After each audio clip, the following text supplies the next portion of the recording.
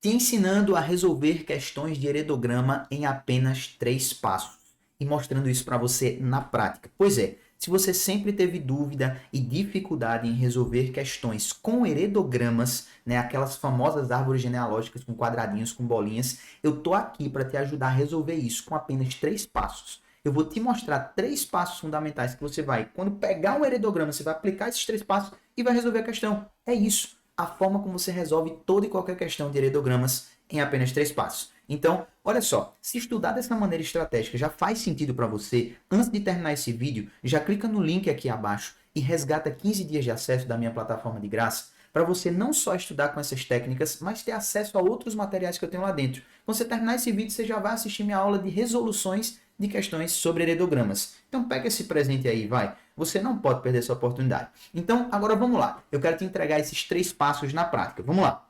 Como eu resolvo questões de heredograma, professor? Passos importantes. Primeiro passo, vamos lá? Primeiro passo, anota aí, ó. Primeiro passo, contagem de machos e fêmeas afetados. Espera aí que eu não consegui. Opa. Agora vai. Machos e fêmeas afetados, tá? Você vai contar quantos machos tem afetados, quantas fêmeas tem. Por quê? Se a contagem for, e aí eu vou te dar aqui os viés, né, que podem acontecer, isso é muito importante. Se o número for equilibrado, equilíbrio, essa herança ela é autossômica. O que é que isso quer dizer, professor? Quer dizer que ela não está vinculada ao sexo, tá? Não tem influência de ser homem ou mulher, acabar sendo mais afetado do que o outro. Se a gente tem uma distinção significativa, tá? Uma distinção significativa, aí a gente tem uma herança sexual, tá? Que é uma herança ligada ao sexo. Tranquilo? Esse é o primeiro ponto.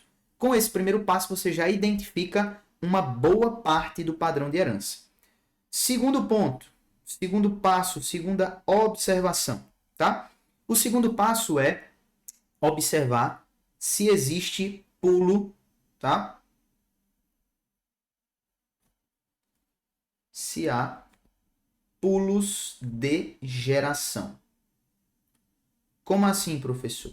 Pulo de geração é o seguinte: acontece numa geração, na outra não aparece, na próxima volta. É aquela famosa característica que tua mãe ou teu pai fala assim: ah, não, isso daí vem do avô, então teus filhos vão ter, beleza? Então, essa parada de primeiro, de você observar se existe pulo de geração ou não, isso vai te colocar na linha de frente para definir se a herança é dominante ou recessiva. Então, olha só, se tem, ó, pulo de geração sim, ok? É uma herança recessiva.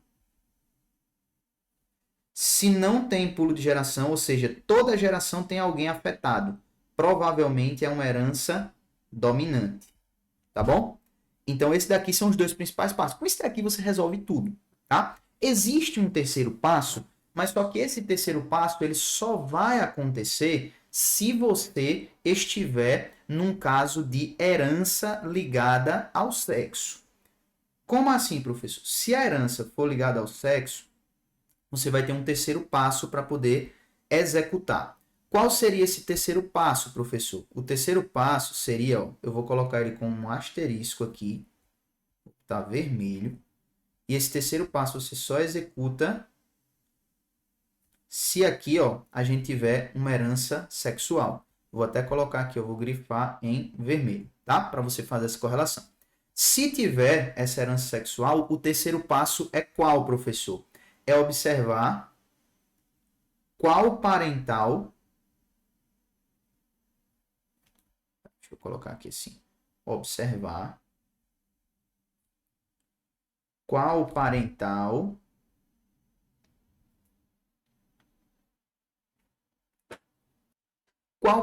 transmite para qual filho ou filha. Então, veja, eu vou observar nesses casos se é o pai que passa para todos os filhos homens, se é o pai que passa para todas as filhas mulheres, se é a mãe que passa para todos os filhos homens, ou se é a mãe que passa para as filhas mulheres e assim por diante, ou se é a mãe que passa para todos os filhos, independentemente do sexo. Então, eu vou fazer essa terceira observação para eu saber qual o tipo, né, de herança que eu estou lidando ali. Mas isso daí é uma observação que a gente só faz em caso de herança sexual. Então, na aula de herança ligada ao sexo, eu vou falar sobre esses tipos de casos, tá? Mas, por hora, esses dois primeiros passos já vão te colocar na cara do gol, porque você já consegue visualizar qual tipo de herança, e geralmente essa é a pergunta que o Enem mais traz para você resolver as questões. No máximo, ele vai pedir de você ali que, com o conhecimento desta herança, você execute aí uma conta de probabilidade. Mas eu vou te mostrar como isso aqui fica fácil na prática. Olha só, vamos observar esse primeiro ponto? Vamos fazer primeiro passo, contagem, certo? Ó, primeiro passo, contagem. Eu tenho quantos machos afetados e quantas fêmeas afetadas? Ó. Machos eu tenho 2 e fêmeas eu tenho 1. Não é uma distinção tão significativa, tá? Se eu tivesse 5 machos afetados, 4 machos afetados e uma fêmea, aí eu poderia ficar ligado. Então, aqui é uma herança autossômica, não está ligada ao sexo. E, segundo passo, tem pulo de geração ou não? Tem. Então, esse padrão de herança aqui, ó, veja só, ele aparece aqui, ele pula essa geração, conjunto vazio, tá? Vou botar aqui conjunto vazio.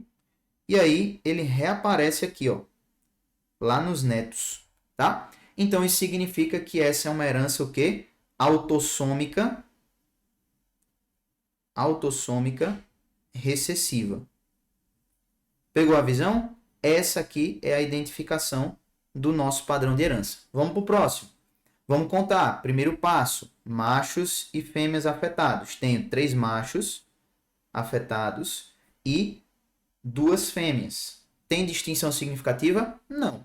É uma diferença só. Talvez se nascer aí uma menina, possa ser que acabe sendo afetada igual a esse número. Então não tem uma diferença significativa. Se fosse 3 machos e uma fêmea, ou 4 machos e uma fêmea, aí beleza. Mas no caso aqui, não. Então é uma herança autossômica também. Então o primeiro padrão aqui eu já identifiquei.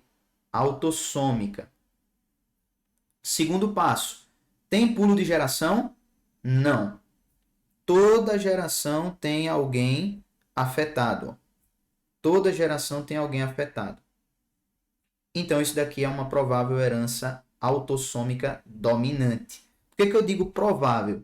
Porque na biologia a gente sempre diz que existe uma probabilidade de ser. Pode ser que um fator específico de exceção acabe causando isso daí, mas é a questão precisaria te dizer, tá? Mas com base nessa análise, autossômica dominante. Tem todas as gerações, não tem diferença entre machos e fêmeas.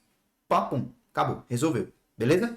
Vamos para esse terceiro caso aqui, olha só. Aí você consegue perceber uma diferença, ó. Primeiro passo. Vamos lá. Machos e fêmeas. Machos eu tenho quantos afetados? 4. E fêmeas eu tenho 2. Opa, aqui eu já tenho uma discrepância maior, certo? Segundo passo, tem pulo de geração, sim ou não? Nós temos aí um pulo de geração lá embaixo, porque não tem uma criança afetada aqui que seja filha desse casal. Então, tem sim um padrão aqui de pulo de geração. Então, essa herança aqui, provavelmente, ela está ligada ao sexo, tá certo? Ela está ligada ao sexo.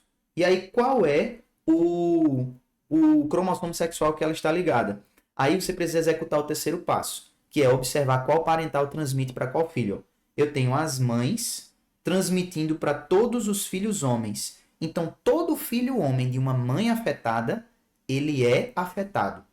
Já um homem afetado, ele não transmite para os seus filhos nem filhas. Isso daqui é uma herança ligada ao X, porque a mãe, ela não é X, então ela só está doando o X. Se eu estou falando que está ligado ao sexo, só pode ser o X, tá? Então é ligado ao X recessivo. Por quê? Porque quando a mãe passa o X recessivo para o filho, ele é XY, tá? Ele é XY. Então, se ele tiver um recessivo aqui, vamos supor que ele tem um XDzinho, automaticamente ele vai expressar a característica porque ele não tem um XDzão para cobrir, tá? O outro não é homólogo a ele, é um Y. Então, por isso ele sempre vai expressar. E aí, quando for o caso dele ter filhos, tá? ele vai passar o XDzinho para a filha, mas essa mãe aqui vai passar o XDzão. Aí oculta, ela é normal. E para o filho ele passa o Y não tem nenhum problema. Então por isso que ele não gera filhos que tenham a característica, tá? Mas uma mãe que tiver a característica sempre vai ter filhos homens afetados. Então isso é um padrão de herança ligado ao sexo, ao cromossomo X recessivo, tá? Então só adiantei aqui uma palhinha com relação à herança ligada ao sexo para você pegar o fio da meada aí com relação a heredogramas. Pegou a ideia? Então agora você já tem os fundamentos básicos e práticos para resolver toda e qualquer questão de heredogramas. Agora você não erra mais, beleza? Então coloca aqui embaixo o hashtag confio no prof para eu saber que você pegou esses 3 passos e não vai mais errar questões de heredogramas, tranquilo? Eu fico por aqui e a gente se vê no nosso próximo vídeo. Valeu!